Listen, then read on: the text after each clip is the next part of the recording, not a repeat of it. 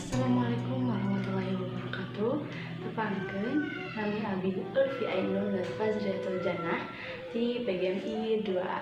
Dina dangat ayeuna sim abdi bade midamel Selasa hiji katuangan Hasunda nyaeta lotek sayur pecel. Tuluy nonton. Anu mimiti di dia abi nyiapkeun toge, waluh atanapi labu siam, sareng kacang panjang anu tos dipotongan.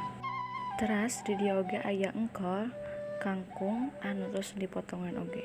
Kangge bumbu-bumbuna aya cabe, cikur, bawang bodas, uyah, jeung gula beureum. Teras abi nyadiakeun pecel kangge panambah bumbuna.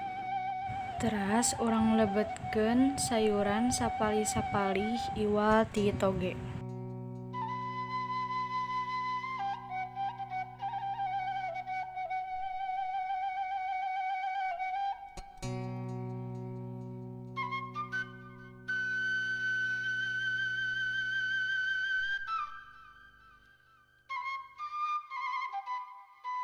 Lamun tos ngagolak, teras bari diaduk-aduk meh cainan teu saat. Piceun caina, teras wadahan kana piring nepi ka rada tiis.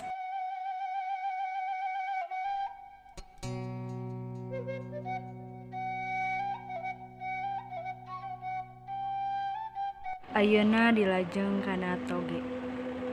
Nah, togena dipisah jeung sayuran nu sanes, sabab toge mah mun dihijikeun jadi bau.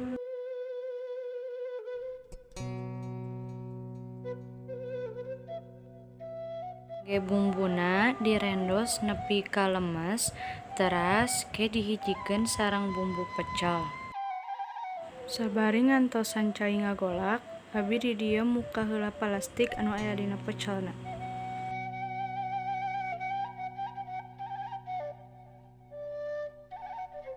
Di dieu abdi bade mere cai panas saeutik-saeutik kana mangkok leutik anu eusina pecel.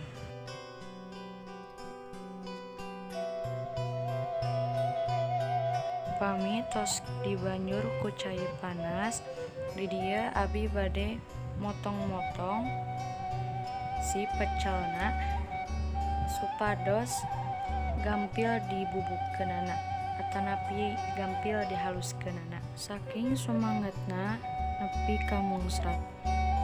Lebetkeun bumbu anu tos direndos kanu sayuran, teras kocekkeun nepi ka campur rata.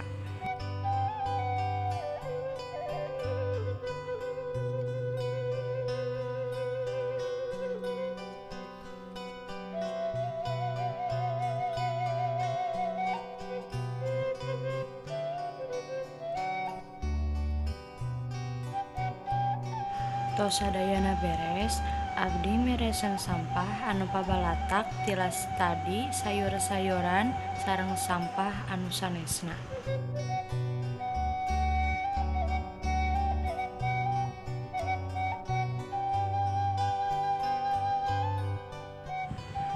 Alhamdulillah, tos janten oge geuning lotek sayur pecel teh. Cobian heula ah. Bismillahirrahmanirrahim.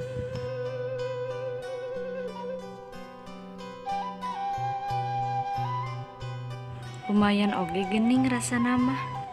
Lotek teh nyaeta katuangan khas orang Sunda anu seueur peminatna khususna di kalangan remaja jeung sepuh-sepuh. Lotek oge tos jarang anu ngadolonna salah ayana di kampung-kampung.